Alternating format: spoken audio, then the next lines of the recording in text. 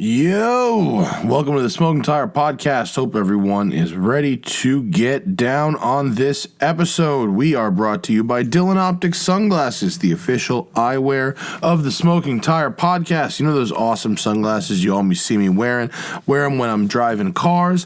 I wear them when I'm riding my scooter around. Wear them on my bicycle. Wear them at the beach. Dylan Optics are unique in that they have the matte finish lenses. You only get that from Dylan Optics sunglasses, but the glass itself is really, really good. It keeps my eyes from hurting at the end of a day. We have really strong sun here in California, and so I use these things all the time. It's really important to have a good, solid pair of sunglasses, and for the people who buy them, when I see them at car shows and stuff, people they love their Dylan Optics. I'll never wear anything else. If you go to thesmokingtire.com and you click on the Partners tab, there's a Dylan banner there. If you use that link and you buy a pair of Dylan Optics sunglasses, I will send you a free Smoking Tire t-shirt for supporting the people who support the Smoking Tire. So go to thesmokingtire.com, click on that Dylan banner under the Partners tab, and I'll send you a free t-shirt for every pair of Dylan Optics sunglasses that you buy. We are also brought to you by Beeline Coffee. Man, I drink this stuff every single day. I just ran out. I'm waiting for some more. The Roasted Tire 3.0 is in stock. That's the one with the Countach on the bag. It is a delicious roast. I also love their classic roast and their the Snapshot, which is the espresso roast. I do it up in the AeroPress. It is delicious, friends. Beeline Coffee is it's coffee made with love. It's on the highest end of micro batch coffee, and the packaging is really cool. I've been working with these guys for like 2 years now, and I love the coffee so much. It's so good. The flavor's great. Use code TST. I'll get you 15% off your entire order at Beeline Coffee. Code TST will do it. 15% off anything in the store, big or small. Code TST at BeelineCoffee.com. Okay, on this episode, we've got David Salvaggio, the vice president of SpeedKore in studio. SpeedKore, you may have heard of. They made a splash at SEMA this year and the past year by doing carbon fiber-bodied muscle cars. They did a Hellcat that Leah Pritchett ran a record-setting quarter mile in. They've done a Shelby GT350R, and also they now have this new ridiculous carbon fiber 68 Dodge Charger. The concept of this is very cool. It sounded interesting to me. Wanted to get him in studio, so here he is, Mr. David Salvaggio of SpeedKore on the Smoking Tire Podcast. All right. Good morning, everyone. Hello, live folks. Hello, home folks. Smoking Tire Podcast with a coffee that's not from my coffee sponsor, but it was brought by Corey Burns. So thank you, Corey Burns at Con Media. We got David Salvaggio of SpeedKore in studio. Hello, brother. Hey, good to be here. We have a studio audience as well of PR people. Yeah. The whole crew from Wisconsin. And the Wisconsin people. Yeah, welcome. Yeah, it's good to be here. Even though it's like a mad day in California, you must be like Bermuda shorts happy right now. Yeah, it's 45 below zero back home. So Fuck off, it's 45 below zero? They canceled school yesterday and they're canceling it tomorrow. No way. Yeah. This is why people who build things are good, because you can't even go outside. You might as well get hot in a garage building shit. 5 months out of the year, you're inside. It's snowing outside. Yeah, it's good. You're not the first body manufacturer I know of from Wisconsin that does very good work. The Ring Brothers. Yeah. Good friends of ours. Amazing group of guys. Yeah, and they're shut in for 6 months a year. Yeah. They built that beautiful Pantera, and they brought it out, and they let me drive it. I was the first person outside the company to drive it. Oh, really? Yeah. Yeah, what'd you think? I mean, that was a tight build. I really liked the styling. It's a beautiful car. Yeah. But he showed up. I think we filmed it in, March or April or something. And he basically said the car had gone to SEMA and then sat indoors from November until April, and then it had 3 miles ever on it, and then I drove it up a road like you guys were on yesterday. In fact, it was the same road. Oh, really? Yeah, it was Big Tahunga. Nice. And man, it was It's a little hairy. Yeah. You guys were out there yesterday, speedkore.com, by the way, and of course, it's SpeedKore01 on Instagram. You guys said you were out there yesterday with this crazy charger, Evolution charger, which is a mean-looking motherfucker. Thank you. Yeah, we debuted it at SEMA, 2018, McGuire's booth. It was really a lot of fun. And, it's funny because a lot of mixed reviews on the car because people just don't understand it, the carbon fiber, and they don't understand the process. So what was the negative side of that? What's mixed about building a carbon fiber charger? Who has something bad to say about that? Yeah, so what happens is the industry has just been about metal, whether it's aluminum or steel for years, and that's what people understand. They buy a car, whatever, they make a great chassis, and then they cut it up, they TIG weld it together, but then they Bondo it, and then they prime it, and they block it, and they paint it, and they sand it, and all this other stuff. So at the end of the day, you got a great car. It's amazing. There's some craftsmen, but it's not a scalable model, and at the end of the day, you have a car maybe that's heavy. Yeah. And, things can rust. So when you brought up Wisconsin, it was interesting. We can't get a lot of great help in Wisconsin. People don't want to move to Milwaukee to work, No, they want to be out here, in LA. Great weather. Isn't that a tragedy? Yeah. So nice people in Milwaukee, but I've been there, and let's just say I understand. Yeah. So we had to think of different ways to create and change, car building, and that's what we did with this. So I've always loved carbon fiber. We've been working in carbon fiber for a long time. The guys that work for us, they've been doing it for 20 years. And so we're starting to build cars completely out of carbon. And, we CNC bucks, we make molds, we do everything. And at the end of the day, you get a better product that's lighter, it's dent resistant, it's corrosion resistant. There's no Bondo on it. And the Evolution charger, is debuted just with a clear coat on it. So it's an amazing build. People can see it. The gaps are perfect. And everything's made in America. Everything's done in an autoclave. Wait. Okay, back it up. Sure. This sounds awesome. Okay. This all sounds awesome. At what point do you decide that, what would make this either whether it's a new GT350 like we're looking at right now, or a Challenger, or an old Charger, that it would make this just full better in carbon fiber, and not only that it would be better, that there would be a market to sell this to somebody. Yeah. Well, think about it. It's if you have a 70 Charger, they don't make front fenders for it. You can't just buy them from AMD or somebody.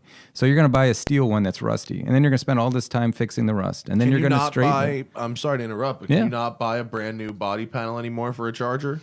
You can get aftermarket ones. Like a year one or something like that? Yeah, they have some 68 and 69, but not 70 Chargers, for example. But this is not a problem with Mustangs and Camaros, right? Mustangs you can buy steel products for. This is uniquely a Mopar issue? Mopar for sure, but then you got the fitment issue of everybody else. Anybody that's bought something aftermarket, whoever the aftermarket stamper is, never fits, and the gaps are wrong. So you're going to spend all this time TIG welding. I've never bought any body part ever that fit off the rack. It's horrible because you buy it for $1,000, then you fix it for $2,000, and by the time you straighten and paint it, it's $8,000. This goes back to high school. How old are you? You're a young guy. 43. Okay, so I'm 37. I had an SN95 Mustang in high school. Yep. Cobra R hood. Right. That shit didn't fit for anything. We tried to fit it and move it around and say and then you end up having to go to a body guy to get this part fitted. It's don't they know what size a Mustang is? And then you put it in the sun and it changes. Yeah, it wasn't even a 40-year-old car at this point. It was like a 5-year-old car. Yeah, exactly. No, it goes with the job, right? So when you are building, and you decide, okay, this 70, what came first? Was the modern cars first or the old car first? For us? Yeah. We did everything. I mean, I've been building cars since 2000. So, the old stuff switch first. to carbon fiber. Yeah, carbon fiber. You build cars the normal way first, presumably, right? What's the normal way? Give me. The traditional way. Let's call it with steel, with metal. Oh yeah, for sure. Yeah. And then you try to find good body guys, and that's really tough. And then you try to find craftsmen. Mm-hmm. And, I noticed in the industry, everybody just kind of trades craftsmen. It's there's a good metal guy here, and then he goes to this shop for $5 more, and he goes to the other shop for that. That's funny. Yeah, so you're kind of trading craftsmen. My fiance works in Silicon Valley, and it's exactly the same thing with software engineers. Really? Yeah. They just, he's leaving Facebook. Where's he going? Google. He's leaving Google. Where's he going? Apple. It's just, they just kick each other around the circle. Yep, and that's what happens in this industry, so you can't find good talent. So you got to figure out innovation. Do you train in-house? We do. But the thing is, you got to make sure they're going to stay, because you could be training your competition. Then in 3 years, they open their own shop and you're like, oh, man, that was a bad move. So what do? Health insurance and retirement plans? Yeah, we have 401, we have health. We're looking for good craftsmen. There you go. Shout out there. I mean, because this shit looks cool. When you look at a finished product, you go, well, fuck, that looks rad. Yeah, I mean, I'm not personally a wrench, because I get hurt every time I try. But there are folks out there that like eat this shit up. Like, should someone who's interested in moving to Wisconsin and learning how to do this kind of crazy shit call you? Oh yeah, of course. Yeah, we're looking for anybody, craftsman wise. Yeah, whether it's metal or painting, body or carbon. Yeah, but it's great. 8 months out of the year, it's or nice 7 in the summer. Road America is the shit. Yeah, Summerfest, all that stuff. I mean, it's good. It's a good town. So you started with like traditional builds. Then you decide, oh my God, we're out of front fenders. Yeah, pretty much. And it's heavy, and it's a Dodge Charger ready, which is like the heaviest car on the planet to begin with, and the biggest. So yeah, I drove Mike Musto's. It's a yacht. You know Mike Musto? You don't know? He's that Mr. Angry dude, and he has oh Jesus, the House of Muscle right now, and he was with Motor Trend, and he was with Drive with us. So he's a big Charger proponent. Oh really? Yeah, he's got a pair of them. Oh nice. Yeah, one is like a Daytona clone, and anyway. I've driven them. They're big and heavy and long. Oh, yeah. Like 20... And the body roll and all that. 22 feet? Well, if he's got a Daytona... The Daytona with a nose cone, I think, was 22 it's pushing feet. over 20, yeah. That's really fucking long. So how much weight can you strip out of a car by... Wait, back myself up here. Sure. Do you start with an old car? You can, but you really don't use much of it. Like this Charger, we use some of the B side of the A pillar, and we use some of the B side of the B pillar, and kind of just the area where the rear windows went in, and then the rest is all made of carbon. So, and now, are you a Charger is a unibody car, so the entire structure is carbon? So we still do a full frame that's steel. Okay. Yeah, and then we design that in-house, and then we do some really cool things with it that... do you do that in the more traditional way with like a buck and like... Yeah, so we have a parent company called Capco, and they do all the laser cutting. They got the fastest laser cutting equipment, so we can laser cut rails literally in a day. Cool. And then we have a fixture bench. We put them all in there, weld them together.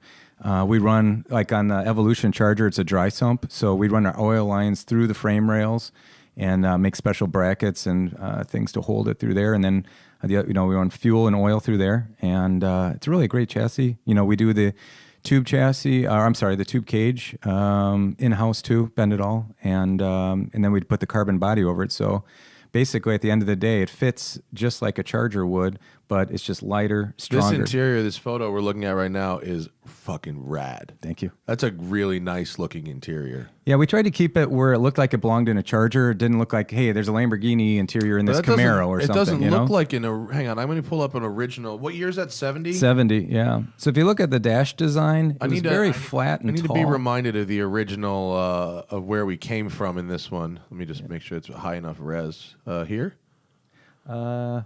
Is that correct? That's okay. it. Yep. Sorry. Because the resolution... there we go. Okay, so here's a 1970... All right, yeah. So it is closer in style than... very boxy, yeah. Oh, wait, did we lose it? Where did I go? Instagram. There it is. Yeah. Yeah, okay. I see the familial resemblance a little more, but it's extremely rad. Yep. And it's cool. Pistol grip shifter in carbon. That's like the classic piece to the Charger. You know? That's really, really cool. Is the whole dash made of carbon too? Aluminum, and then with carbon, and then we CNC'd all this aluminum plate to hold the gauges. So, it was about whatever it is. And then can you find ways to integrate this is the only picture I have. Can you find ways to integrate the cage and like kind of hide it in certain places? Yeah, it's really tight. And basically through the A-pillars in the roof, there's like no gap between the headliner. So... and the best part is, you build it all and then you put the body over it after you build the cage. So, yeah. So how much weight do you strip out of a car like this by building it in carbon fiber instead? This was 1,000 pounds. You took 1,000 pounds out of it? Right. So think about it. You're like quarter of the weight is gone. Does it weigh under 3? No, it was 3,100 before the interior, and we're about 3,400 with the interior right now. And that's all the fluids and everything. So. And is it using a Hemi crate motor or something? Is this a Hellcat engine? What is Demon. this? A Demon engine? motor? Yeah. Yeah, there you go. And it's a dry sump. So like when our guy Brian was on the dyno, he's throttling it up. And I mean, it was just hitting the red line right away. So I couldn't believe, how much better it made it using the dry sump. So. Wow. Demon gearbox? Oh, no, Demon gearbox is an auto. This is a manual. So we use the Hellcat manual or something? Hellcat manual. Yeah, exactly. The Tremec. Yeah. Good We got gearbox. It's good. It's really tight. So I could have you drive it. I mean, it feels really good. And I drove a Detroit Speed, built that crazy orange one. You see that thing they built? Which one? The Charger? The Charger. Yeah, that was cool. That had paddle shifters in it. And Yeah. It was just like a 69 with paddle shifters in it. Cool. Very cool. Worked. Kind of weird. I wished Yeah. it was a 6-speed. Yeah. Oh, really? Yeah. The customer I like the wanted, manual, Yeah, I wish it was a manual. The customer wanted what they wanted, but I wished it was a 6-speed. This is super, super dope. Yeah. So like innovation, and that's kind of like evolution. This is the next evolution of building a car. So like we 3D print everything, like the air intake through here is all 3D printed. This is? Yeah. Is it 3D printed in metal or in plastic? Plastic. Okay. So yeah, glass-filled nylon or some, depending what we use. Sorry if plastic is an insulting term No, for it's you fine. guys. I apologize. No, all good. And then, like the valve covers, everything are carbon. So what we want to do, everything is scalable. So if I have to do another one, I have the molds for everything, and we can just use that innovation. So all the engine bay, we 3D scan everything, and then in CAD, our CAD guy Lyle does everything in SolidWorks. And we design the engine bay. So if you were going to build that engine bay out of metal, I mean, it would take a guy, 2 months, 3 months minimum. So we can do it in CAD in a week. We can machine it out of Ren board. We can pull a mold off that Ren board, and then we pull a part off of that. And if the guy ever cracks it up, we can make another part in a day. And there's no Bondo on it. It's light and stronger than metal. And the other thing that's really cool about carbon, people don't know this, it operates at a frequency that's above our hearing. So metal, when you hit it, obviously you hear it, the resonance. Yeah. Carbon is above ours. So it's actually a quieter car. So Now, that's an interesting idea. The idea that a carbon structure or engine compartment would quiet down the car. I remember driving the new Ford GT. Oh, yeah. Which is extremely cool. And I got like 6 hours in it. It was very nice of them to hook it up. That's an amazing car. I think I did 270 miles in 6 hours, just up and down the Angeles Forest over and over and over. Wow. But one of the things I noticed was that I don't know if it was because of the carbon body or for another reason, but a lot of the gravel and stuff coming off the tires, it actually sounded louder. Oh, yeah. Therefore, the deflection. And therefore it actually... You realize like how much like weight and thickness and certain stuff like adds to the luxurious feel of a car. Whereas if you go full race car, it almost feels cheap. Right. But it was really expensive to get there. Yeah, You know? exactly. It's like a weird. Is that? But with carbon, you said in engine compartments, it quiets it down. Yep. Same with the cockpit around you, it's quieter. So if you use that carbon and then use the right sound deadener with it, it'll be quieter than like a metal car for sure. But what you're talking about, deadener, or you're talking about like regular Dynamat kind of stuff. you can use that stuff, which is great. We use Fat Mat and all these other ones, and they're great. And then you can spray it in, and you almost build it when you build the car. Yeah. So you use certain foams from 3M. And then you're isolating everything. So you wouldn't believe how much, a difference foam would make. And that's what the OEs use. I believe that. Yeah. They use it in all kinds of stuff, like houses and boats and stuff. Oh, it's almost like a refrigerator. If Yeah. you're inside a refrigerator, it's the same thing. You You hang out in a lot of refrigerators? Yeah, it's Wisconsin, That's cool. I'm just sorry. I was peeking over and make sure our stream was good, and it is. I'm sorry I'm solo today for all of you who really need a producer. Zach is working on a television show, and Tim, unfortunately, has a day job. Wah, wah. So here I is. Okay, so you've got this 70... The idea of taking 1,000 pounds out of an old muscle car and creating body panels where none exist makes a lot of sense, I think. Yeah. To a very... I mean... You're targeting a pretty small. Did you build that Evolution as for a customer car? Yeah, or it's for a customer. Okay. Yeah. Do you have orders for more of those? People want them, believe it or not, and we get a lot of orders for people that just have Chargers that just in the pro touring market. Maybe so they want the front clip, they might want fender's hood. Yeah. But we got the whole package. So the next one that we build, I've built like 20 some Chargers over the years, and I just It cuts down your labor, and you just get a better product at the end. So then you started doing these modern cars. You got a Shelby 350R. Is this from SEMA last year or this year? It's this year, right? Yeah, This 2018. Yeah. One of my favorite cars the last couple of years, the 350R. I put 2,200 miles on the press car in a Oh, week. really? Yeah. Holy shit. And then I did 2 track days and drove across the entire state of California, and then offered to buy that car and not even just return it home. Return it Really? to them. Yeah, I liked it so much. It was so great. That's an amazing car. So how much do you take out of this with a full carbon body? You know, that one I want to say probably only like 300-400 pounds, depending on how much carbon, you know, you replace. Shows but you it's how still a far lot. we've come in terms of body work in the last, 50 years. Yeah. It's funny because the front fenders on that, when we weighed them, they were only about 10 pounds each. So ours were 1.4. So it was a big difference. Yeah. But Ford already nailed it, you know, whether it's aluminum and some of these other things. So they're making a lot lighter. Well, I looked at your price list. Yeah. You double the price of this car by doing this. Oh, of course. You know, Yeah. if Ford was trying to sell you a $130,000 carbon fiber Mustang, now that I speak it out loud, I feel like they could. Oh, I the feel like GT500. If they offered the I feel like, GT500 in that if carbon series, Yeah. I think people would buy it. At a plus 50 at the cost that Ford could do it, Oh, totally. I think they'd probably sell them. Oh, yeah. Wouldn't they? Yeah. And you never have to worry about rust or anything. I mean, Can you get a bare carbon GT?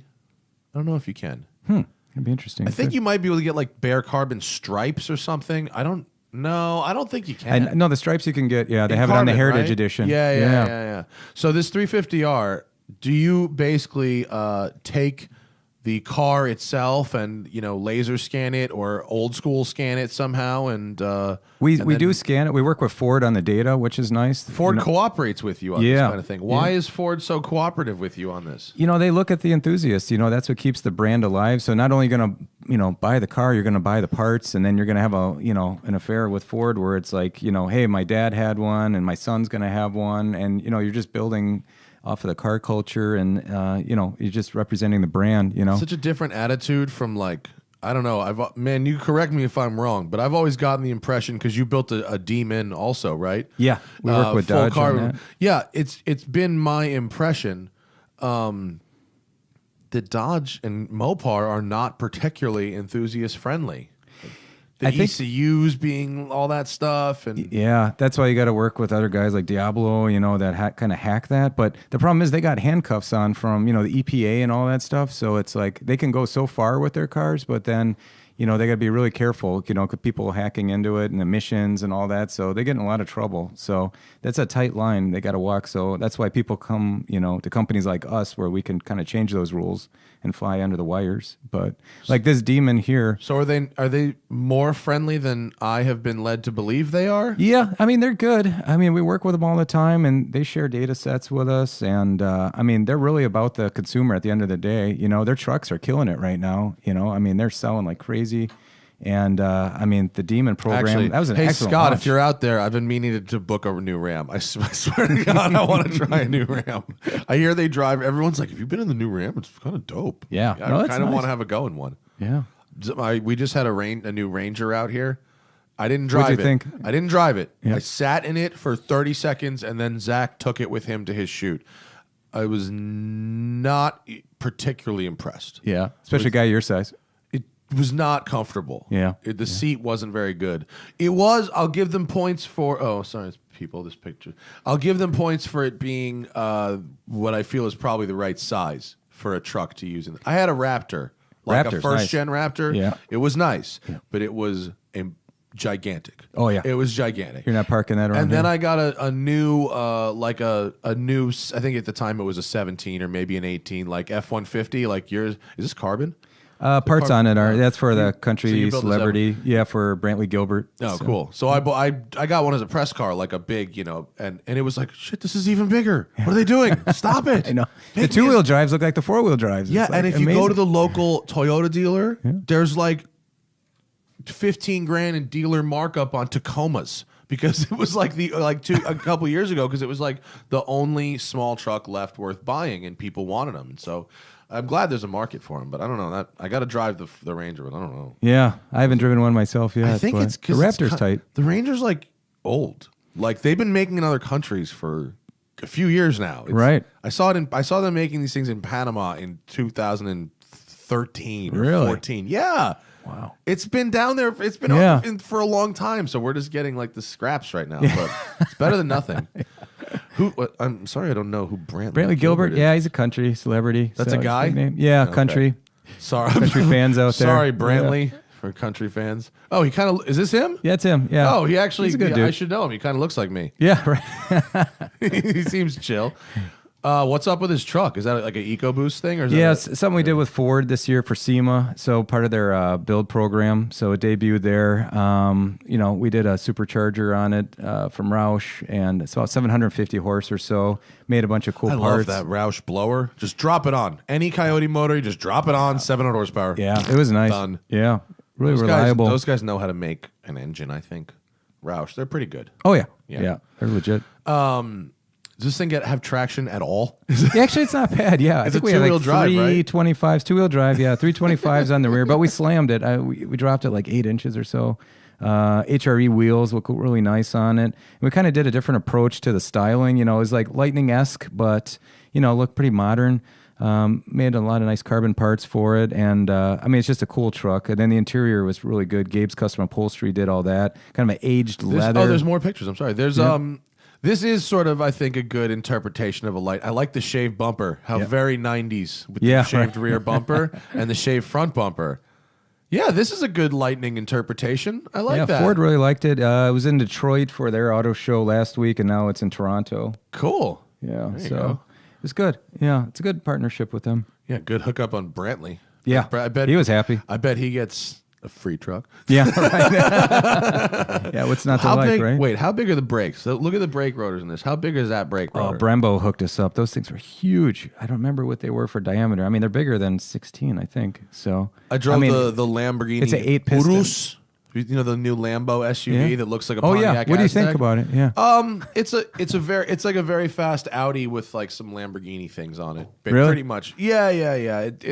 Mentally it doesn't work, but it is very fast. 17.4-inch 10-piston front Brembos. Really? Yeah, Wow. ceramic. Wow, And I that's still amazing. in 4 laps around a very short racetrack got that pedal to the floor. Really? Yeah. Wow.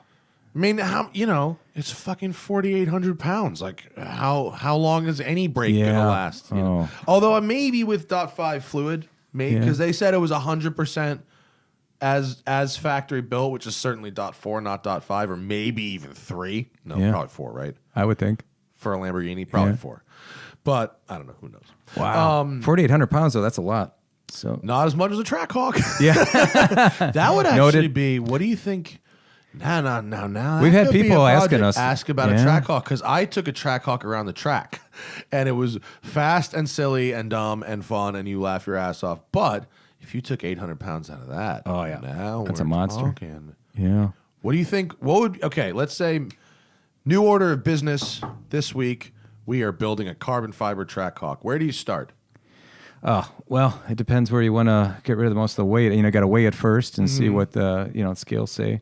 And then definitely on the front end for sure. But it's an amazing vehicle, but between all the fascia and all the stuff you don't need, and I don't know if they come with carbon ceramic brakes alone, but that's going to Steel. save you They come with steel 15 brakes. pounds per corner there. And then you do the body. You could easily shave 500 pounds off that thing easily.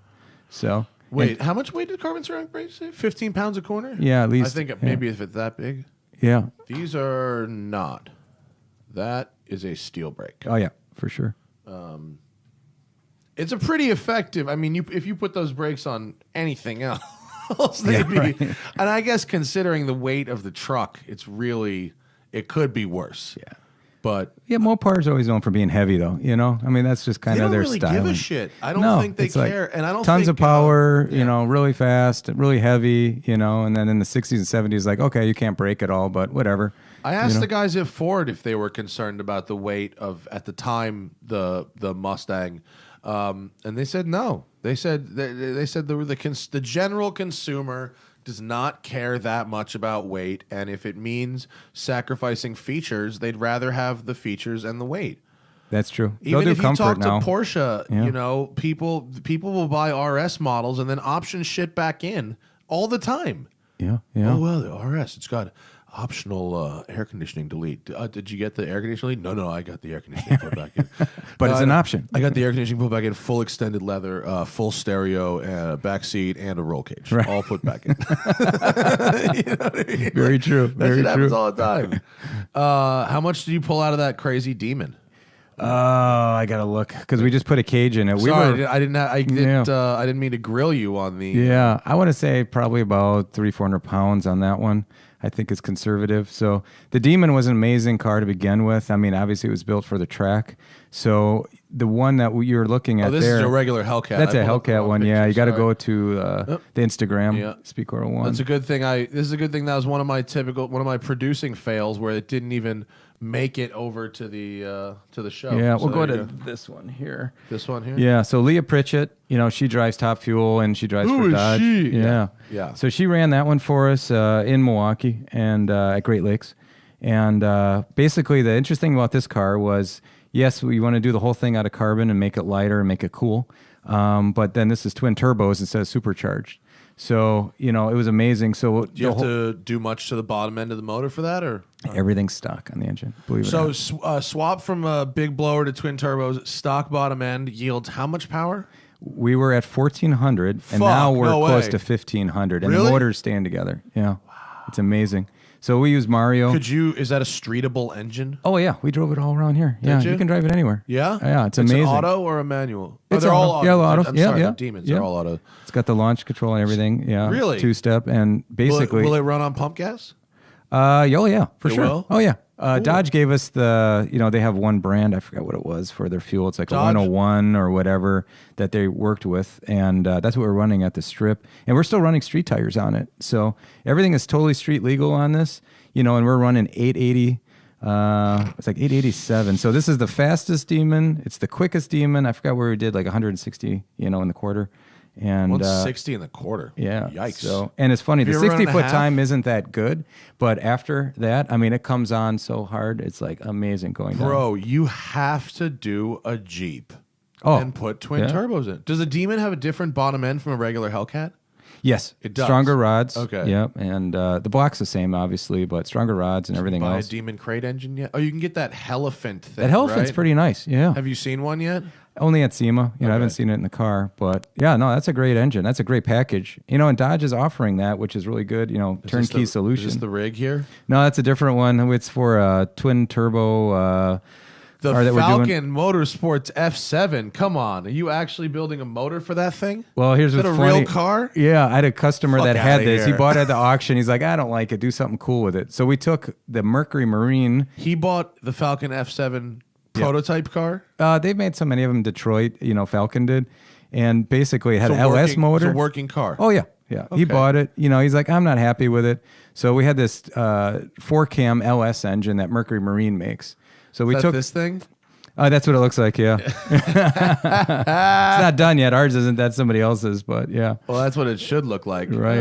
Better from the back. Yeah, it kind of looks like a got a Ford little- GT went to Japan for a while and I just came think back. I think from this from the back window rearward, it's got a lot of Ferrari 90 early 90s Yeah. Ferrari in there. it's kind of like a Mr. Potato Head car. It's just got a lot of styling from different cars. Kinda, So, yeah. Well, but okay. So so a guy bought one at an He auction. bought it. and Yeah, he's sent got it like to you. 120 cars. So. That's hilarious. Yeah, so he sent us that, and then twin cam, like I said, or I'm sorry, 4-cam Oh yeah, LS that's motor. the tangent because you have Mercury Marine engines, Right.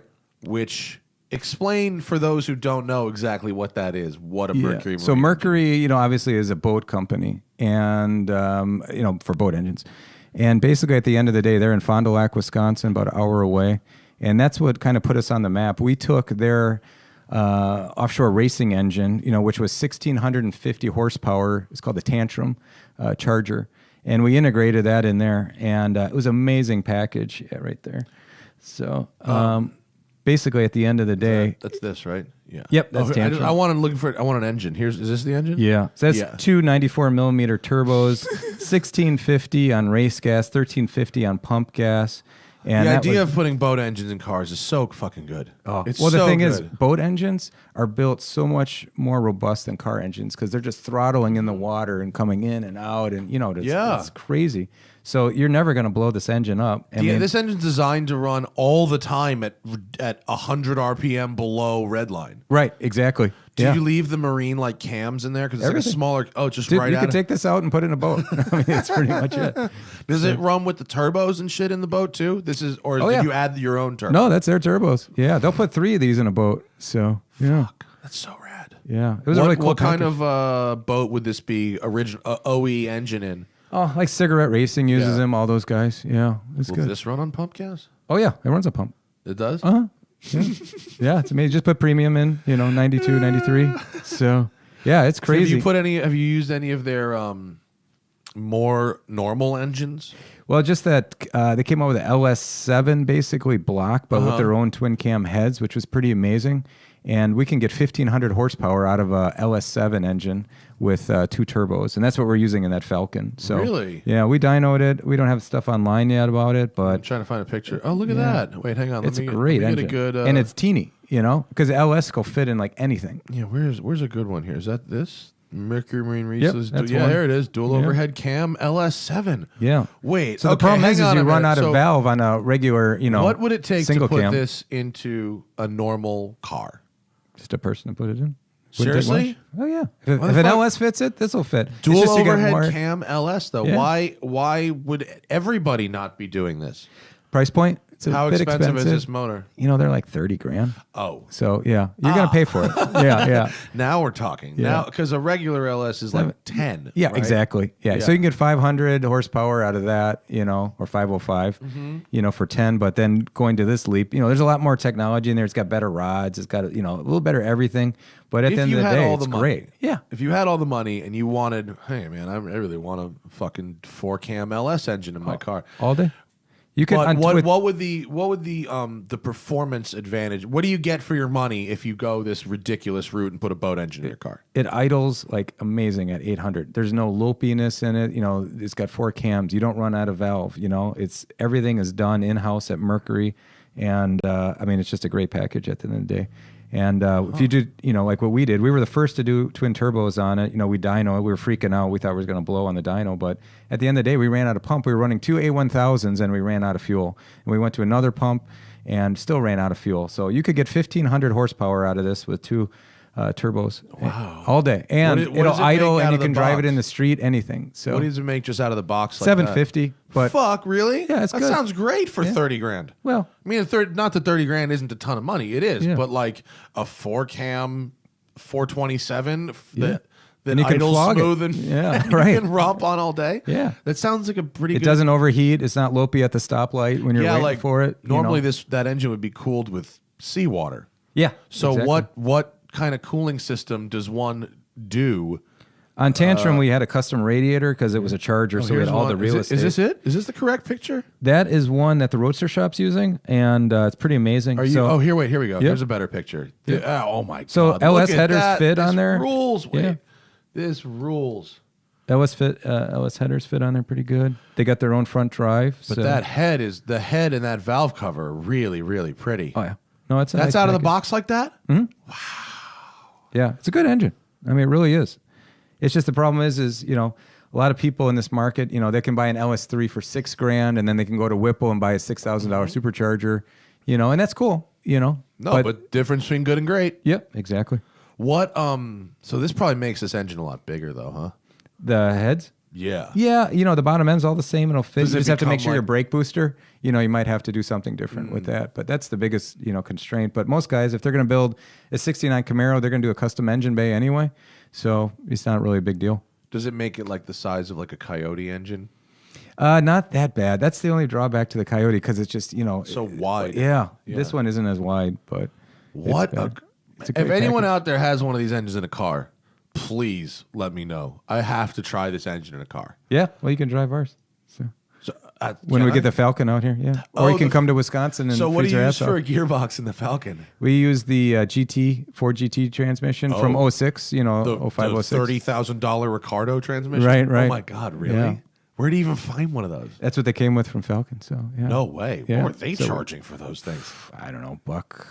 I don't know, 200 maybe. That's like one of the most expensive manual gearboxes It's money great can buy. though. It holds together. It's like wow. Yeah, they it's a good run package. stock gearboxes in those crazy mile cars, don't they? Oh yeah, totally. Yeah, people twin turbo the Ford GTs and they're getting north of 1,200 horse, and those gearboxes stay together. Let me just So.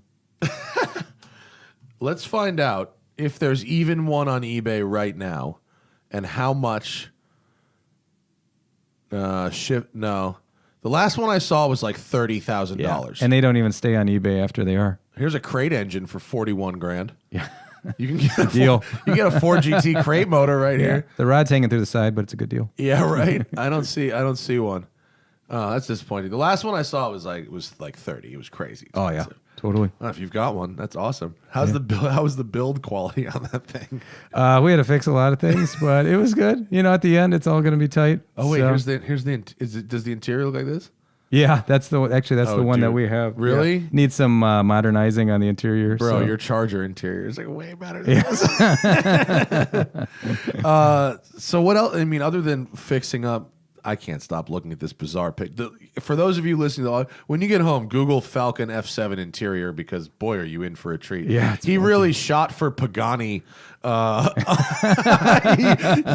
missed a little bit. He Yeah. shot for Pagani on a Lotus budget. Well said. But like he really did. Look, this logo almost looks like Zonda-y. Right. Oh my god. Oh man. You want to hear a funny? Here's a funny anecdote. Are you into Paganis at all? Oh yeah, I went to the factory. They're so cool, right? Oh, yeah. I won't say Amazing where to this build. came from, but someone I know was looking for a Mercedes SL 73, and they spoke to several dealers. Remember that car? No, I It was don't the remember. old SL from like 1999, the Okay. R129, and it had the 7.3 liter V12 in it. It was very rare, and that was the same engine that the first Zondas were based on. Oh okay, yeah. And the AMG V12. And my friend keeps running up into roadblocks to find these SL73s. He can't find them. And apparently, who have the last 3 sales been made to? Horatio Pagani. Really? Oh, that's funny. Because he can turn around and build a Zonda out of that. Oh, He yeah. can take that car apart and turn it into a Zonda and make $2 million and not tell anybody. They have an amazing factory. I checked it out in Italy 2 years ago already, and their carbon fiber work is amazing. Really craftsman. I was just at this event called Slantback Social, which was like a Porsche thing in Long Beach. Shout out to Long Beach. Long Beach doesn't get enough car love. See, there's my car. Oh, wow. But homie brought out one of those Wyra BCs. Oh yeah. Where I can play I'll play the Instagram video. Oh, sorry. Let me mute that shit.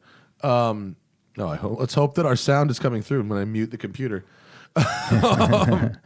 Or fuck it, I'll play it just in case. Just in case we're muted, you never know. But they actually shut down like a pretty cool part of Long Beach. Nice. And had a bunch of cars out. But a dude brought one of those Wyra BC things, and the carbon work, there it is. The carbon work is crazy. Amazing. Yeah. They do a nice job with the top coat candies over it, blue and the reds and all that. I just like when Really they good. line up the weave. Yes. Weave orientation is key. That's how it's called, weave orientation. Yeah. I guess that would make sense. They have you messed with the forged carbon at all? We actually have a machine that we just got to do forged carbon. So we're Really? going to be getting into that market. And it's going to take, a good 6 months, 8 months before we have, product on the market. But Is it going to it's look good. like Lamborghinis? It's the same process. It took them about a generation of building cars to get it to look not wonky. Right. And in Aston Martins, it still looks super wonky. Yeah. But the In Lamborghini Aston ones Martins, look we call pretty it Liberace's bathroom counter. He's from Wisconsin, by the way. Liberace? No way. The pride of West Dallas. Boy. Yeah. Along with all the serial killers, Jeffrey Dahmer and Ed Gein and all that. It's Wisconsin. And Liberace. And Liberace. Whoever would thought. That cold, anyway, back that to your cold point. and dark Yeah. really fucks you up. If you don't have a creative outlet, you just start eating people, I Right. guess. Where were we? We were talking about forged carbon. Yeah. Oh, right. Yeah. Yeah, So the no. process is pretty cool. I mean, it's amazing. So it's heat and pressure, It's like, It's the study of pressure and time. says Morgan Freeman. Yeah. So what does that machine look like? Is it just like It's a huge stamping like a- press with I don't know how many tons of pressure. So you have to build steel molds and then you put a pre-preg under it, and it's about heat and pressure. And basically at the end of the day, it's a scalable model. And that's what Lamborghini has, because the problem is you can't find enough artisans in the carbon fiber world to do all this hand layup. Yeah. And then you got a company, let's say... Even Koenigsegg had like 3. Yeah, yeah, right, exactly. And so, like a company, like Ford or whoever, Dodge, if they're going to get in the carbon fiber business, they got to have a scalable model that'll work, and it's got to be cheaper, because otherwise the price of the car goes up, and what are you gaining? So it's coming. Does the forge thing save you? I mean, it saves you time probably in the pressing of it, but You also get 3 minutes in between making a part. By the time you put the carbon in, compared to what by hand? 3 hours minimum. Yeah. Yeah. Big difference. Big difference. And then you got this big autoclave. So basically you're in this hyperbaric chamber with 90 pounds per square inch, and you're cooking at 250 up to 350. So think about how labor intensive that is compared to a big press under heat. Yeah. So, and it looks different. I mean, I like the weave of the pre-preg stuff, that you look at, like the outside of the Paganis. Yeah, I but like the that black for body marble work. look, I mean, it looks good for a secondary styling feature on the Lambos. I just last week had the new Performante. Oh, yeah. And which is Dude, that's an amazing car for the money. well for the money. Yeah. Well. The one I drove was $360,000. Which one are you talking about? Well, depends how high up you go on the Lamborghini scale. But yeah. it No, it was expensive, but it was really fast, and they figured out the right amount to use it. They use it in the radio bezel. They use it on the grab handles. They use it in. They use it. They didn't go overboard. If you go overboard, it could easily go into what the fuck territory. Exactly. Yeah. And like the Aston DB11 I drove went overboard with it, where it looks like you're in a bathroom. Really? Like, yeah, because it looks like the one I drove also was like white and blue forged carbon, so they can do it in different colors. Yeah. It's white. It really looked like a bathroom. Yeah, it's a little garish. That's funny. Lamborghini's got some good taste, but yeah, they nailed it on that one. The first person to ever be like, you know who's got really good taste is Lamborghini. really classy, and Says the guy from Wisconsin, right? that you can get them in the right colors. Oh, yeah. Definitely can. So what do you guys now that you built your charger? You what's next? What's the new shit? Last weekend we were at the Grand National Roadster Show with that Evolution Charger, and then we had Robert Downey Jr.'s 1970 Boss 302. That was pretty cool. Did you make that in carbon fiber? A lot of the parts are all the bolt-ons. We didn't do the roof and the quarters and the doors, but everything else is carbon. Is that on your website somewhere? Is that on your It's on our Instagram. It is? Yeah. Okay, wait. So. Oh no, I will find it. SpeedKore 01. Robert Downey Jr. seems like a fun guy to work with. Dude, he's really talented. And, I mean, he is Tony Stark all day. So, basically, he had these two cars. We did a 67 Camaro for him with a LS3 engine. Later, we supercharged it, and it was really a cool car. And then he gave it to Chris Evans, the actor that plays, obviously, Captain America. Where's so I gave it Boss to him for a 302, gift. bro? Keep going down. Oh, there it is. Oh, lovely. How about that? Yeah. So it's kind of a heritage. What color approach. is that? Is that the mustard? He came up with it. Yeah, it's his color that we originally were going to do like white, and I'm like, I've seen so many white bosses, and then we went back and forth. I can't really blue. tell with the reflection. Is it like a gold? It's like it's weird. It's not mustard. Mustard gold? Yeah, it's very it's how should I say? It's like a porcelain between a khaki and a yellow, if that makes sense. Oof, boy, did you just draw a Venn diagram? So what's the powertrain on this? So we ran the Illuminator engine, and then ran a Roush on that as well. And then this debuted in the Ford booth 2 years ago. Yeah, Robert Downey Jr. needs a 750 horsepower. Yeah. 1970 He drives it around Malibu. Mustang. Yeah, Of course he does. Yeah, it's pretty cool. But it was nice, because it's like it's going to be in style in 10 years. It's a heritage approach. HRE did the wheels, and they kind of look like the mini lights, back in the day, so they belong there. And all the bumpers, bumpers are carbon, fenders are carbon, hood, all that paint scheme, reminiscent of the Boss. The interior is really good. If you can find another picture. Do you have a picture of the interior here somewhere in there? Yeah. But yeah, he's really good. He's talented, and he's got an eye for colors. And I mean, it's pretty amazing. Like he was a part of the build the whole way. It was certain things he wanted. So. Oh, there's the engine. Yeah. Oh, look at so that. this is all That's carbon fantastic. fiber engine bay as well. Yeah, that's rad. That looks like a good. Does that make a good engine cover actually? If you wanted to kind of quiet down the engine bay a bit. Oh, sure. Does this video have a little walk around of it? Yeah. Is Our that- friends at Autotopia did that. So. But this shows the interior, I imagine. Let's see. Oh, look at these seats. Those look like the new. Are those The like Recaros. The Recaros from the new Mustang. They kind of look like that. Yeah, Oh. we changed it. We took a break. Yeah, took a hard left there. There you go. Wow, But yeah, it's it's nice. a So very that's pretty engine. at the Ford booth. Blacked SEMA out engine 17. bay. Yeah, all carbon, and the Illuminator engine's really good. Ran a T56 behind it, 4-link.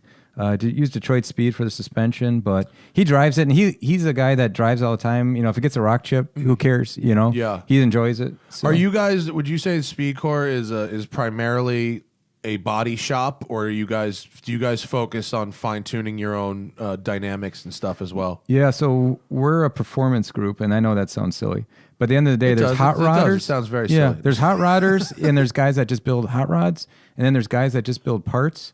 We try to do everything, but we do it through innovation. So at the end of the day, we have a scalable model, and we can pretty much do anything we want, through innovation and cut down time and cost, and it gives the consumer at the end of the day a really great product. So, if I called you right now and I said I want an Evolution Charger, and I want it to have a Mercury Marine engine in it. Oh yeah, we've already gotten calls for that. How much? So, it depends. It's on the interior. Interior can be $40,000. It could be $80,000. Sure. What wheels, what color, how much carbon, how much. Is that an overlay, or is that an actual CUDA with a carbon fiber body? Yeah, that was built 14 years ago. That was in the 6 Fast and Furious movie we did, the CUDA. So Nice. Yeah. 6, is that the one with the never-ending runway? Yeah. I think that's the It is, never-ending runway, right? Dude, where is that runway? 14-minute takeoff sequence. Why aren't we racing cars on that runway? The 14-minute takeoff sequence. They don't figure out more throttle equals cars gone ever. Right. That was funny. No, don't That's both. the Camaro we did for Chris Evans. See the Captain America thing in there. Oh, yeah. So he drives that around.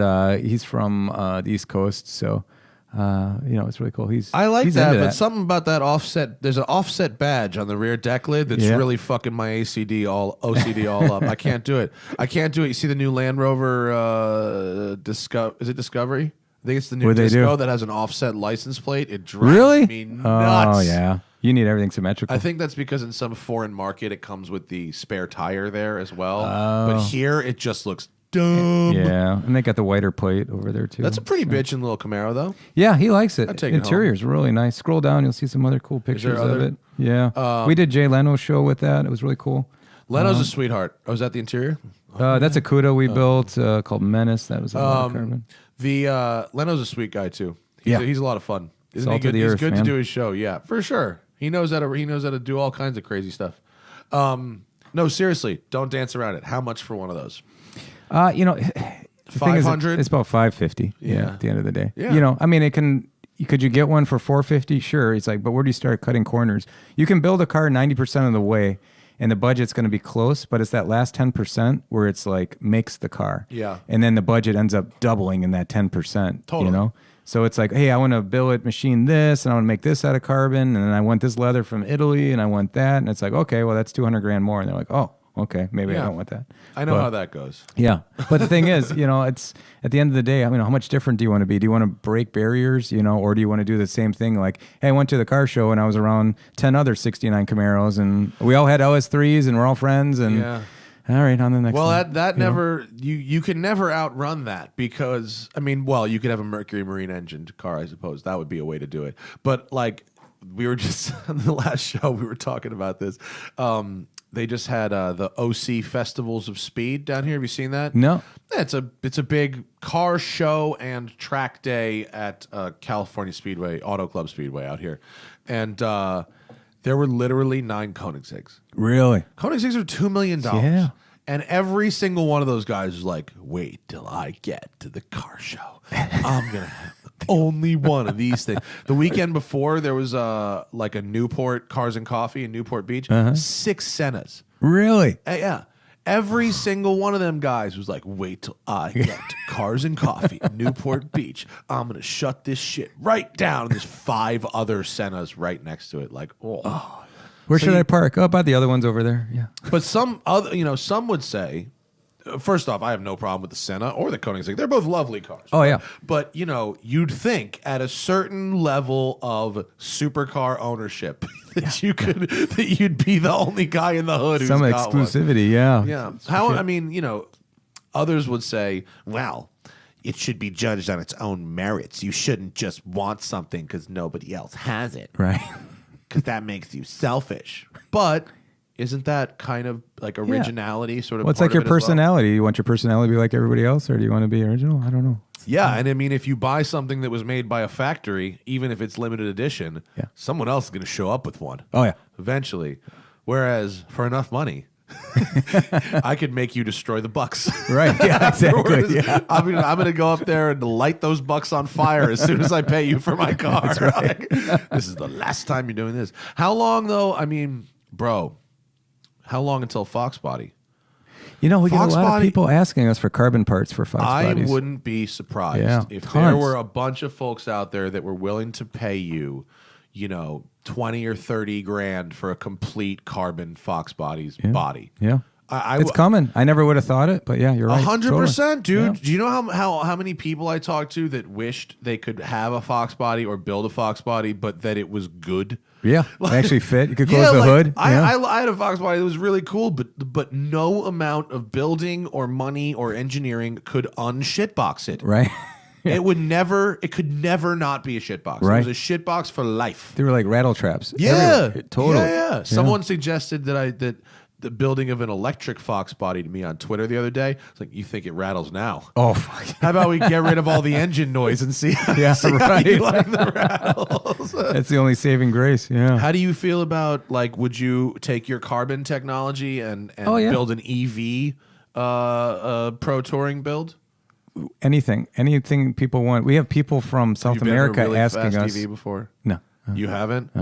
You know Jonathan Ward? You must Oh, yeah. know Jonathan Sure. Ward. Oh, You yeah. need to go and get him one of his electric derelicts. Really? He's got like a 46 Mercury with 900 pounds of Really? fucking torque. Yeah. Wow. It's nuts. It's the coolest thing ever. Yeah. I think you'd find it very neat as a neat counterpart to 1,600 horsepower of ozone layer fucking muscle. Wow. Ward's a good guy. I like his style, and he's a good human. So yeah. I think you guys could probably do a thing. Yeah. Actually, that would be really cool. Fox Spot. Especially with electric, though. I mean, it's all about weight. So You mean, look, there's these fools I met out of like Reno who built something called a Teslonda, which is a 1981 Honda with a Chevy Volts battery pack and a Tesla motor. Really? A crashed Tesla. And these guys are like smart guys, but ultimately this is just a shit box with a couple parts thrown in it. Right. And this thing runs a 9-second quarter mile. Really? Yeah. It weighs like 2,100 pounds and does wheelies Yeah. and has one speed and does it's the stupidest, silliest, funniest thing. But like electric hot rodding, like I feel like there's like you saw the GM this whatever their electric crate engine thing is? Oh yeah, I saw it at Detroit actually. What did you make of it? Did you examine I mean, it's it okay, much? but it's tough to get excited about it, because being older. I'm 43. It's not old, No, but it's well, like you want noise and engagement and mechanical feeling. it's like you're telling But- everything that you did now is wrong. So we're gonna go this direction. But let's say hypothetically you wanted to build a bracket car. Oh yeah, You know what I mean? Fucking all the power right away. some all-wheel boom. drive thing, Yeah. and just have it on a button. Yeah, and you're now- done. And then you just run you run a 12-1 over and over and over and over again until eternity. Yeah. Yeah. So what do you want to build next? I mean, if your customers are asking you for Fox bodies and customers are a couple people asking for Trackhawks, what are you going to actually pick up the torch and do? You can't make a career on fucking Falcon 7s. No, that's for sure. We're gonna do something cool with the Dodge Charger. I can't talk about it next year. The new Dodge Charger. The sedan? Yeah, and it sounds. Trust me, it's gonna be cool. It's gonna be faster than the Challenger we just built, and it's gonna be off the hook. I can't tell you too much about it, but it's gonna be twin turbo, and we got some other secrets. The that we're secret to doing. Mopar is that the Charger's the better car. Oh yeah, it's a little Right? faster. It's faster. Yeah. It has for the same amount of. If you have space kids, you it can put them in the takes back. Yeah. It's like, oh, And okay, it it's a has family better- car, honey. It has better front rear weight distribution too for Yeah. sliding. It's better for drifting. It's really good at that actually. Yeah, it's funny, and they don't sell as much as the Challenger, but it is a great car. You see them a lot around here. There, a lot of people ask us in the questions, which we're going to get to in a minute. Guys, get your questions in right now because I'm going to cut them off in 10 minutes. If you're watching us live, me and David will answer a few questions here. But people ask regularly about the death of the rear-wheel drive car, but I think the Charger's doing a good job of holding the torch down. Oh yeah, yeah. At the Dodge is moment. good at that. They are. We have some questions from some folks. Get in the super chat right now if you want to get down on this for a couple of minutes before we wind this out and I go skiing. I'm taking the Safari car, so there's that. Full Octane Garage says, I bought my XKR after watching a well-produced review from Matt. You're welcome. The first, oh yeah, the line that did it was first position memory seating is for your fat wife, and the second is for your smoking hot girlfriend. Nice. That's true. It was the first is for you, the second is for your fat wife, and the third is for your smoking hot girlfriend. That was a good one. Thank you, thank you, sir. Last one standing says opinions on the current gen Infiniti Q60 and Lexus RC. Pros and cons to buying either of these slightly used. You fuck with the Japanese cars much, David? No, not so much actually. We get people that want carbon for them, but that's about it. No shit. Yeah. I know But the they want it that Saibon fits, guys you know? out here. The Saibon carbon guys are in Southern California, and they make a lot of carbon for cars Oh, like yeah. that. Yeah. They do a pretty good Huge job. market. Yeah, it's huge. Every time attack car a button willow. I haven't driven the Q60, sir, but the RC I think is a better car than a lot of people give it credit for. The RCF gets that beautiful 5-liter V8, which is one of my favorite engines on the market right now. And the other way to get it is in the GSF, which is an awesome car. The GSF rules. So I recommend that over either of what you said. Pros and cons to buying either of these used. I mean, Lexuses are Lexuses. That's that. The Infiniti, I have no opinion on. I've never studied it. I've never driven it, but the Lexus, those things work. I have a lot of experience with Lexuses working properly, but I like the RCF. It's nice. I've not driven any of the small motor one. Sorry. Bob Runner says, what does 419 mean from my Garage 419 channel? It was the address of our studio on Park Avenue. It was not a weed reference, although High Times was in our building. Think of that what you will. Let's see. Jordan says, thoughts on the current obsession with carbon fiber trim and accessories like mirror caps, diffusers, etc. With manufacturers treating it like an upgrade for plastic. Does it dilute the purpose of carbon fiber? What do you think, David? You know, it's a styling hue at the end of the day. The problem is it's about cost and what the manufacturers can do. You know, and like I said, they got handcuffs as far as how far they can put into their cars and still make money. So, I mean, it's just like, mag wheels didn't come out because they were cool. They came out because they were lighter, and then it became a styling hue. Same with aluminum. Aluminum came out because it was a styling hue, but it was actually, it was functional, but then it turned into a styling hue. Same with carbon. Carbon's a functional piece, but it's now a styling hue. So it's kind of interesting, their take on it. I guess it's a side effect of carbon that it's pretty. I mean, Right. having that weave made it very marketable, Right. As opposed to just being, if it looked just like aluminum, but it was like, oh, here's a different thing. Like, no, who would care? Right. But that weave did set it apart and make it look different. And I don't think when people get a carbon dash that they think they're getting weight reduction. But I enjoy looking. I mean, look, I just bought a carbon fiber wedding ring. It's not because I don't want to have weight on my fingers. It's because I think it actually looks cool. kind of cool. Yeah. And so, I don't think it's on the one hand, yes, it's a trendy obsession. But on the other hand, it's a nice style. Yeah. I don't think these people really feel like they're getting weight reduction and stuff. No, not at all. It's all about style right now. But Yeah. soon, once the cafe standards, go up and everybody else, you're going to have to make the car lighter. So, I think putting the AMG badge when all you get are the AMG wheels dilutes the purpose of AMG more than mirror caps dilute the purpose of carbon fiber. Steven says, what is the best Cobra model, mainly for road driving with some track use? And he means Shelby Cobras, the slab side, FIA, or big motor. Do you have any experience with Cobras? I do a little bit, yeah. If it was me, I'd do the 289 FIA because that's a good all-around car. Yeah. So, the 427 was amazing, but the front end started actually picking up like 120, 130, Yeah. And then it's heavy in the front, so then you're diving, and then next thing you know, it's like, I don't know, in the corners. I had a big block Cobra, and it wanted me dead. Oh, yeah, for sure. It was not a car I ever for a moment felt comfortable or safe driving, ever. It's like you're just on a motor. Here's a couple of wheels, and that's it. So I would say get the smallest engine you can, even like a 260, like a little engine. Yeah. The 289 FIA, because the FIA you get a little bit more tire, right? Right. Yeah. Wider. 289 FIA, the secret to Cobras are the small motors are the good ones. And they finally are catching up a bit in the market. The real ones are finally bringing some money. Oh, yeah. They're doing good. Ryan02 S2000 says, what country made the best cars by decade? Oh, man, 60s to current? Oh, boy. In the 60s, I think the Germans were doing it. Think so? making the best cars. Yeah, I think so. Styling or in function? No, in the 60s, Give me an example. the Italians were doing it. Italians were nailing it. Italians were nailing it. Yeah. The 70s, It wasn't America. it was not America. Unless it's like 1970. I think the Germans were doing it in the 70s. Yeah. The Japanese were doing it in the 80s and 90s. Totally. They captured the market then.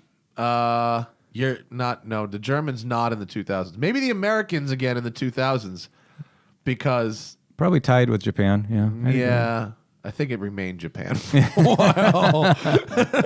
I think it's still Japan. Maybe. George, Korea maybe. Korea's come up now. Korea's cars are good right now. I know. The new Come a long Hyundais way. are actually very nice. Yeah. If somebody would have said that 15 years ago, I'm like, no way. I know, but it is true. George says, should I get a 944, an E30, or a 190E? For a fun car and a daily, I need leg room in the front. All those cars actually have leg room. The 944 has not much headroom, but it does have good leg room. E30s are pretty roomy, as are 190s. Either of those are fine. I would say E30, but all those are fine for tall people. I would say E30, get a 325 IS. They're nice. Eli says, our C5 Z06 Corvettes is so low, rough riding, and uncomfortable that it would be annoying to own one as a second car in an East Coast city with shitty roads. It's the vets have a lot of car for the money. At the end of the day, it being Z06, I mean, it's not bad. I don't think it's terrible. I think I'll break his arguments down into their parts. Are they so low? Yes, they are very low. Yeah. Are they rough riding? No, they are not rough riding. And are they uncomfortable? No, they're not uncomfortable. Would it be annoying to own one as a second car in East Coast City? No. However, they rattle. Yeah. And if rattling bothers you and you have bad roads, that may become a problem quickly. The interiors are a little plasticky, but the suspension's amazing. So, they drive good. Yeah. I had an old Corvette at a C5, and it drove good, and it was fast, and it worked properly, and it held a bunch of shit in the trunk. All of that was great. Yeah. But it was almost as expensive to maintain as my 911. Almost. I mean, I didn't blow anything up. But, Yeah. But bits and pieces and switches and was almost as expensive as a 911, and it rattled like crazy. So take of that what you will. How much? Okay, Sean says this is directly for you. How much weight would a carbon treatment, wild guess, take out of a classic Japanese car like an NA Miata or a first gen MR2? Something that's like between 2,000 and 2,500 pounds from the factory. It's relative. Which parts you do, and you want to start with the heaviest first. So basically, if you just took a whole car apart and put it all on tables, you just start with the heaviest part first, and then break it down there. And look at the weight reduction. But yeah, I mean, you can get 100.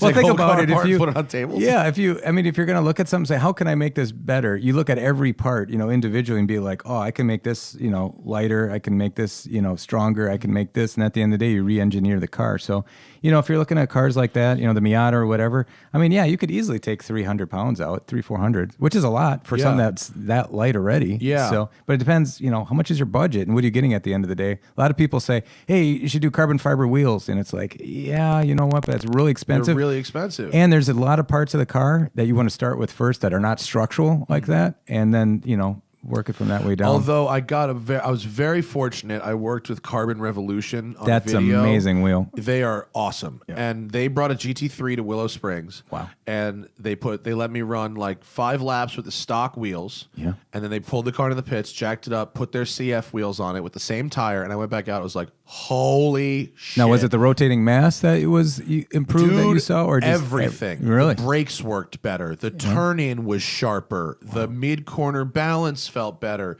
The acceleration was sharper. Like, it was so different. And I don't know if you would have known it if I didn't get to do that. It was a mega difference. Wow. It was really, really significant. They're a great company, and they put a lot into R&D. And, on the Ford GT, I mean, they look amazing. And now they got the weave that you can see. That was the only drawback to the GT350R. You couldn't see the weave because they had carbon wheels and they painted them black. So it was kind of a loss. Yeah. Amazing company. Retribution 351 says, David, how can I get experience working with carbon? So the problem with carbon industry right now is there's not enough people to go around, and I mean like talented people that can do layups and things like that. Why isn't there more pre-peg. training happening with There carbon? because the aerospace industry swallows it all up. They're Really? going to go to Boeing and put together the 787s, because they're all carbon, it's lighter, less fuel to run, everything else. So Well, that's good. but you can't really. I mean, you can go to school for it, but I tell my son's 18, and I can't express this enough. It's okay for people to work with their hands. Right now, everybody wants a trade or wants to do something where they're in an office, and it's okay. It's going to change. People that can work with their hands are going to be making way more money than people are just doing desk jobs, and it's going to happen because companies like ours and others are going to pay for that talent, and people that can do layups in carbon and have CAD experience and look at modeling and 3D printing and just doing stuff like that. I mean, that's the future, and that's the kind of people I tell them, when they're coming out of high school, and autos is a good thing in high school, you know what I mean? And it's that's what we look for. So as for is there any way that someone could get I don't want to use the term teach themselves lightly, but could they get a primer on working with it from learning something on the internet, or is there a home kit to teach yourself the basics? The best thing a guy could do, because the problem is you're going to do it 10 times wrong before you do it right, and you don't want to unlearn. So the best thing anybody could do, go to a carbon shop and say, I'm going to work for free for you for a month, and I'm going to give you whatever, 4 hours a day. Yeah. Would you let me do that? And just shadow them. And then first, do you like it? And then be like, I think there's other shops. And then go, start working your way up. It takes time, but if you're going to go to college for 4 years, come out with $100,000 in debt and whatever else, it's like you can go do this and make great money. If you're a slave for a couple months, it's a lot cheaper than paying tuition. Right. If that's, I'm not going to be the don't go to college guy. Yeah. But So we got people that come shadow by us, and they they look at it and they're like, I want to do this or that, and I mean it's a combination of everything. So cool. Call up carbon shops, ask to be their slave. Yeah, exactly. And I think is carbon, they don't make carbon everywhere, do they? Other than, where is there a hub? Is there a carbon hub of America? It's funny. It's like sporadic. Obviously us in Milwaukee, there's some areas in Ohio, but, a lot of it's around Seattle, and California has a lot of it. But what you want to stay away from in the carbon world, wet layups and infusion. Work with companies that do pre-preg carbon fiber. And that's what the aerospace is, and that's what the automotive industry is. The other stuff's great for shops, that don't have the resources for autoclaves, and they can make amazing parts, wet layup and stuff. So I'm not dissing them at all. But if you really want to, trade experience and you want to work for the aerospace industry or military or something like that, anything with pre-preg carbon fiber. So those shops.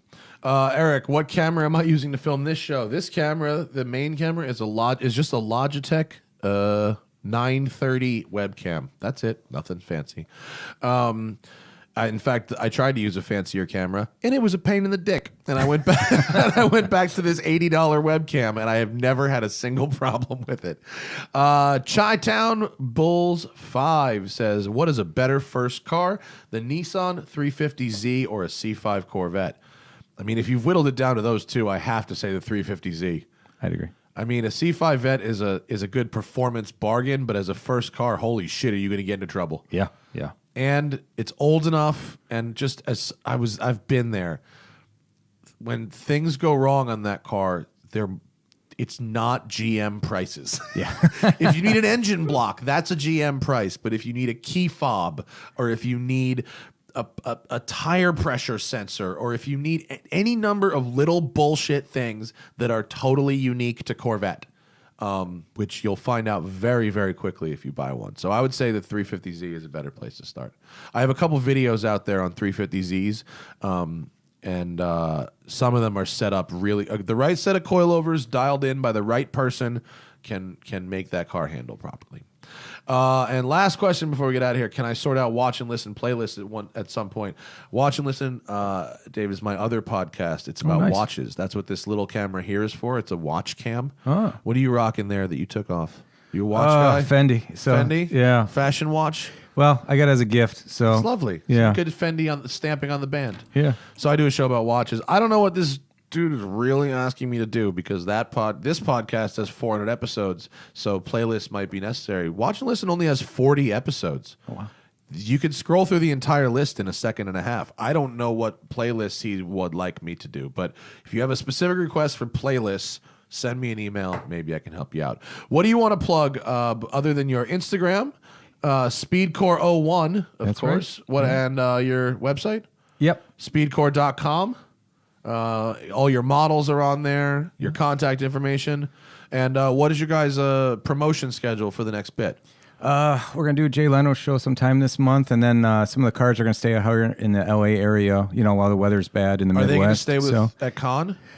Some of it by Con or Autotopia, things like that. And Can your boy maybe have a go in something? yeah, What cars are tell out me. here? Evolution's out here, and we'll have the twin turbo Demon out here. So if you want to rock it to a show and drive it and do like a little review, I'd love to have you drive it. Would. Yeah, I would like. Can I? I'd love to try the Evolution. That is the one. I mean, Demon sounds great fun. I'm Yep. excited for that. But that's Tantrum Charger. I tried Tantrum, to yeah. be slick and pulled up the right picture, and then I just fucked it up and pulled up the wrong picture. There it is. And but the Evolution seems like yeah, it's a handful. So that seems very drive it and give nice. me an honest report. And Is it a handful or is it easy to drive? Oh, I mean, it's easy to drive, but I mean, it's just so much power. You know what I mean? I mean, we're going to Angela's Crest later, do some photos, so we'll be rocking it through there. You should be careful. There's a little bit of gravel up at towards the top. Okay. Because it was wet and they put gravel down so you don't freeze. But I think you'll be good. Nice. It'll be beautiful up there. And of course, speedcore.com if you've got deep into the six figures to drop on something, or if you just want a carbon fender for your Mustang, right? Yeah. As that- anything, you can do whatever. Flares, splitter, spoiler, whatever. Any budget. Lastly, would you ultimately career-wise, would you rather be a custom car builder or a manufacturer of parts, or do you have to be both? I want to be both because, the passion is building cars and what can you do next, and, but the parts, you need because not everybody can afford a whole car, maybe someone said, hey, I just got a Mustang and I want a really cool spoiler, and you can give them a quality part, in carbon and, they appreciate it. And, we get a lot of people, fans that are say, hey, great part. It bolted on, it works. And, you guys are good. So, I mean, that's its own reward. That's awesome, man. Thanks for coming by. Yeah, it's great to be we'll here. Have to have Amazing you back show. on the show next time you're in town, and I look forward to trying your cars. Yeah. Lastly, Eric, you just commented again in the super chat. See my comment. Yes, Logitech 930 webcam. It is a Logitech 930 webcam. Get one for yourself. Get it on Amazon or wherever. All right, I'm out of here. I'm going to go to Mammoth, and I'll see you guys when I get back on Friday. We got 2 shows over the weekend. Saturday, we got Freddie Hernandez, a.k.a. Tavarish, in studio. Sunday, which is February 2nd, we've got Travis Sikulski and Sam Smith of Road and Track in studio. Have a good rest of your week. I'll see all you fools then. David, safe travels, my friend. Thank you. Speedcore.com. The Smoking Tire Podcast is powered by Shout Engine. Get your own damn podcast at shoutengine.com. It's easy. All you need is a microphone, a connection to the internet, and ideally something to say. Good day.